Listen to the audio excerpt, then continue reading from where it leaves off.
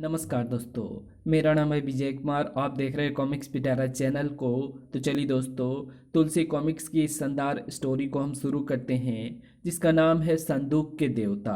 आप देख सकते हैं इसका कवर पृष्ठ, जो कि कुछ इस तरह का है। ओके। संदूक के देवता। काशी नगरी में पुरोचन नामक एक विद्वान ब्राह्मण रहता था। अपना अध्ययन समाप्त करके एक दिन गंगा की स्तुति करने वो दशाश्वमेध घाट पर पहुंचा। अचानक उसकी दृष्टि एक अत्यंत रूपवती कन्या पर पड़ी। ऐसा अद्भुत सौंदर्य मैंने आज तक नहीं देखा। कौन है ये सुंदरी? कुछ देर बाद इसका पूरा परिचय जाने बिना वापस नहीं जाऊंगा। सखी मधुलेखा, देख तो, ये ब्राह्मण युवक तेरे मोह जाल में फंसा तेरे पीछे पीछे आ रहा है। चल हट। लगता है घर तक तेरा पीछा नहीं छोड़ेगा। बेचारा। एक अति आलीशान महल के द्वार पर। ए, कहाँ जाता है? किससे मिलना है? ये मकान किसका है भाई? तू राजपुरोहित को नहीं जानता? ये उन्हीं का घर है। और अभी अभी जो युवती भीतर गई है वो उनकी बेटी है, मधुलेखा। क्यों? ऐसे ही पूछा। धन्यवाद, मैं जाता हूँ। ऐसे ही पूछने का क्या अर्थ है? तुम रुको।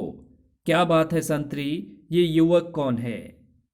स्वामी, ये युवक बिटिया के पीछे पीछे यहाँ तक आया था और उसके बारे में पूछताछ कर रहा था। हूँ। तुम मेरे साथ आओ युवक। क्या नाम है तुम्हारा? जी, मेरा नाम पुरोचन है। मैं वेद वाचस्पति श्री रंगाचार्य का शिष्य हूँ। कुछ पल बाद। हम सत्यवादी श्री रंगाचार्य का बहुत आदर करते हैं। उनके शिष्य भी असत्य नहीं बोलते श्रीमान। अपने मकान में ले जाकर राजपुरोहित ने पुरोचन का आतिथ्य से सत्कार किया।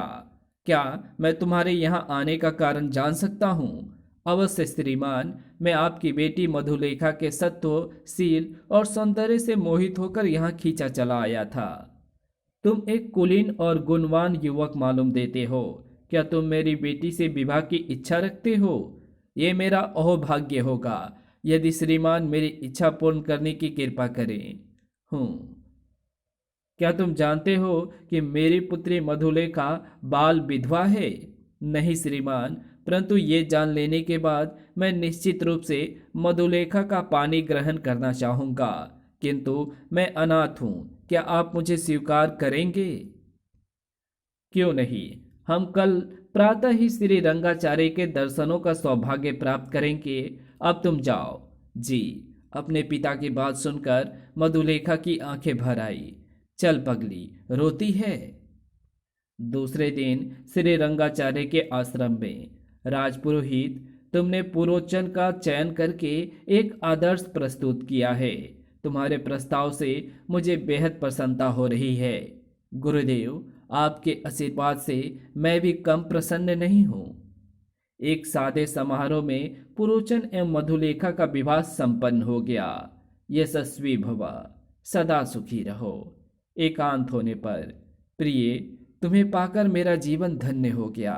पर एक बात सदैव याद रखना कि निंदा को मैं मृत्यु से भयंकर समझता हूँ। मैं सदैव इसका ध्यान रखूंगी स्वामी। गुरु श्री रंगाचार्य के आश्रम में पुरोचन और मधुलेखा सुखपूर्वक गुरु की सेवा में दिन बिताने लगे। तभी पता नहीं गुरुदेव मुझे अपनी शरण में लेंगे या नहीं। अरे, तुम कौन हो युवक? क्या चाहते हो? गुरुदेव, मेरा नाम पानिनी है। मैं आपका शिष्य बनना चाहता हूँ। ज्ञान की इच्छा रखने वाला हर व्यक्ति मेरा शिष्य बन सकता है। तुम्हें कड़ा परिश्रम करना होगा। तुम्हारी रुचि किस विषय में है? व्याकरण में गुरुदेव। मैं कड़ा परिश्रम करूंगा। उस दिन के बाद पाणिनि बड़े संयम एवं लगन से व्याकरण का अध्ययन करने लगा। काफी दिनों के अध्ययन के बाद पाणिनि ने एक नए व्याकरण की रचना की। तुम्हारा परिश्रम उत्तम है पाणिनि, पर तुम एक बार पुरोचन से शस्त्रार्थ कर लो तो अच्छा रहेगा। आपकी जैसी आज्ञा गुरुदेव। तब पाणिनि ने पुरोचन को शस्त्रार्थ की चुनौती दी। ए पुरोचन, क्या तू व्याकरण पर मुझसे बहस करने के लिए तैयार है? बहस की क्या बात है मित्र, हम व्याकरण के सूत्रों पर बात कर सकते हैं। बातचीत नहीं, शस्त्रार्थ। मुझे पराजित करके ही तुम बड़प्पन का सम्मान प्राप्त कर सकते हो। पाणिनि ठीक कहता है, हार जीत का निर्णय तो होना ही चाहिए। ठीक है, मुझे स्वीकार है। फिर एक निश्चित दिन गुरुदेव के सामने उन दोनों में शस्त्रार्थ आरंभ हुआ। 7 दिन तक शस्त्रार्थ होने के बाद 8वें दिन गुरुदेव ने निर्णय दिया, पाणिनि बेटा, इस शस्त्रार्थ में तुम पुरोचन से पराजित हो गए हो, परंतु तुम्हें अपना प्रयास निरंतर बनाए रखना है। जी गुरुदेव। पराजय से घबराकर यदि तुमने अपना प्रयत्न छोड़ दिया तो तुम कभी महान व्याकरणाचार्य नहीं बन पाओगे। जी। पराजय से दुखी होकर पाणिनि अधिक परिश्रम करने लगा। दूसरी ओर, स्वामी, लगता है पाणिनि को पराजित करके आपको घमंड हो गया है। घमंड क्यों ना हो प्रिय, उस घमंडी को पराजित करके ही तो मुझे इतना सम्मान मिला है। परंतु ज्ञान के विशाल कोष में थोड़ा अंश मात्र पा लेने से ही कोई सम्मानित नहीं होता स्वामी। विनम्रता ज्ञान का सबसे बड़ा पुरस्कार है। ठीक है, अब तुम भी मुझे सीख देने लगी। कठोर साधना करके पाणिनि ने अपना नया ग्रंथ पूरा किया। अब देखता हूँ तुम मुझे कैसे पराजित करते हो।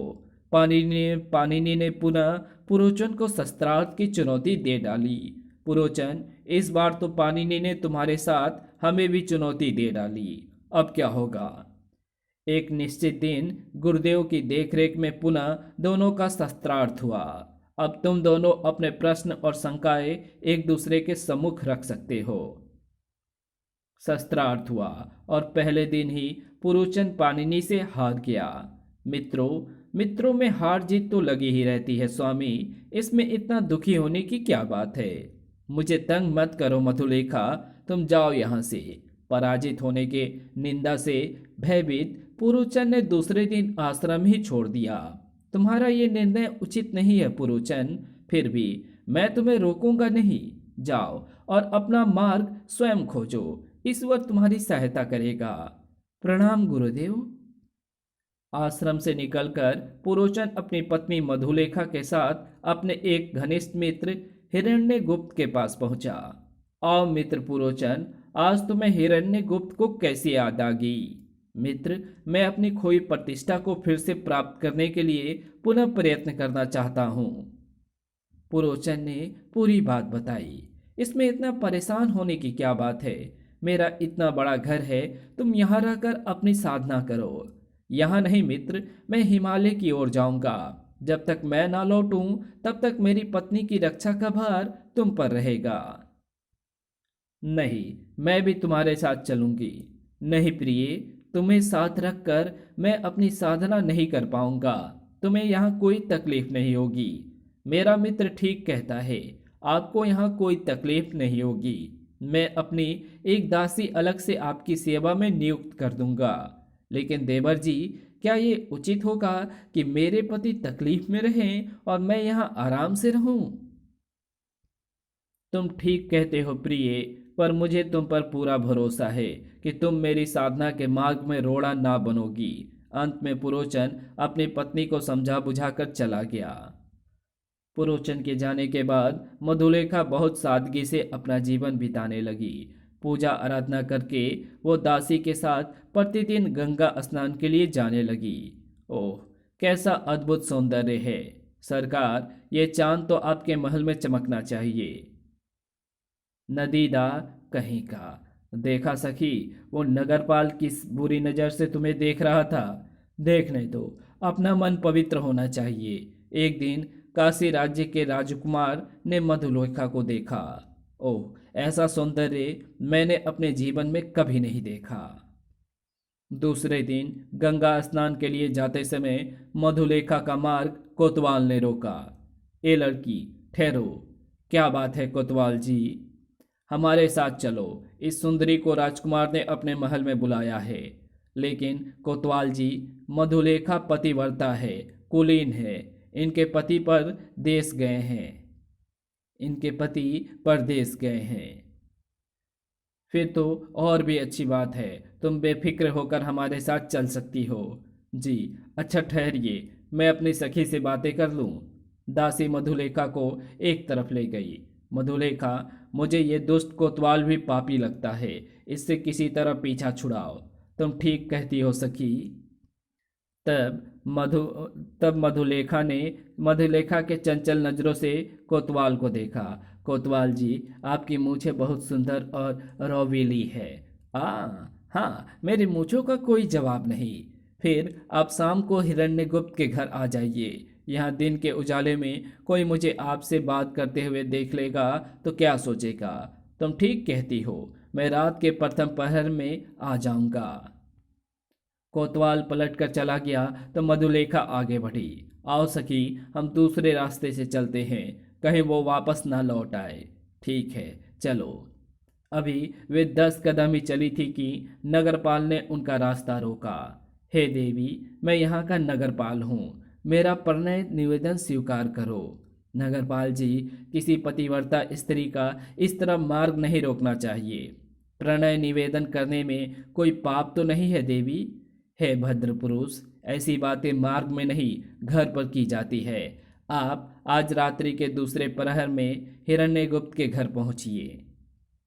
दासी के बाद से नगरपाल का चेहरा खिल उठा। तुम ठीक कहती हो, मैं रात्रि में जरूर आऊंगा, मेरी प्रतीक्षा करना। अवश्य। नगरपाल के जाते ही मधुलेखा झुंझला पड़ी। ये तूने क्या किया?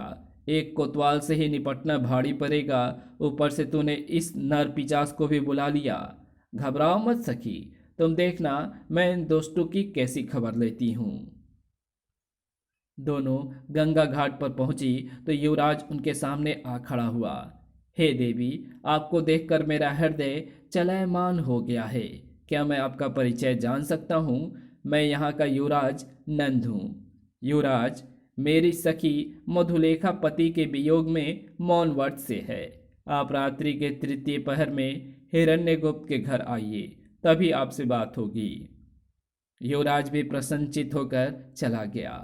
मुझे बहुत डर लग रहा है राधा, हमें ये सारी बात देवर हिरण्यगुप्त को बता देनी चाहिए। ना बाबा, मैं उनसे नहीं कह सकती, तुम ही उनसे कहना। घर लौटकर मधुलेखा ने पूरी बात अपने पति के मित्र हिरण्यगुप्त को बताई। बस इतनी सी बात से तुम डर गई? घबराओ मत, आने दो उन्हें, मैं उनसे निपट लूंगा। लेकिन लेकिन लेकिन तुम्हें भी मेरा कहना मानना होगा। उन्हें जब मैं भगा दूं तब तुम मेरे शयन कक्ष में आना। नहीं, क्या तुम भी? छी छी। अच्छी तरह सोच लो प्रिय, मैं तुम्हें उन दुष्टों से बचा सकता हूँ। शिव शिव, मेरे लिए ऐसा सोचना भी पाप है। हिरण्यगुप्त के पास से मधुलेखा बेहद दुखी होकर लौटी। हे भोलेनाथ, मेरी रक्षा करो, मुझे इन पापियों से बचाओ। दासी राधा ने पूरी बात सुनी तो गुस्से में भर गई। तू घबरा मत सखी, जब तक राधा जीवित है तेरी ओर कोई आंख उठाकर भी नहीं देख सकता।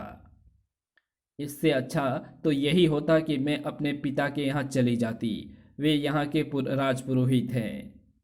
सखी, जिस दिन तूने अपने पिता का घर छोड़ा उस दिन से उस घर से तेरा नाता टूट गया। हिम्मत रख, हमें अपनी रक्षा स्वयं करनी होगी। राधा ने तत्काल एक बड़ा संदूक वहां मंगाया। यहाँ ले आओ और इसे यहाँ रख दो। फिर उसने 4 तौलिए तारकोल और सुगंधित तेल में भिगोकर तैयार किए। तुम ये क्या कर रही हो? इन तौलियों को तारकोल में क्यों भिगोया है? देखती जाओ और जैसा मैं कहूँ वैसा ही चुपचाप करती जाओ। रात्रि के प्रथम प्रहर में कोतवाल सज धज कर वहां आया। आइए कोतवाल जी, मैं तो कब से आपकी राह देख रही थी। हैं, मुझे जरा देर हो गई। कोई बात नहीं राधा, इन्हें ले जाओ और आराम से बैठाओ। इस कहानी को यहीं समाप्त करते हैं। इसके आगे कहानी पढ़ेंगे इसके पार्ट 2 में, तो मिलते हैं इसके दूसरे पार्ट में। तब तक के लिए बाय। अगर आपको ये वीडियो अच्छी लगी हो तो इस वीडियो को लाइक शेयर कमेंट ज़रूर कर देना। चैनल पर नए हो तो चैनल को सब्सक्राइब कर ऑल नोटिफिकेशन को सिलेक्ट ज़रूर कर लेना। तो मिलते हैं आपसे इसके दूसरे पार्ट में, तब तक के लिए बाय।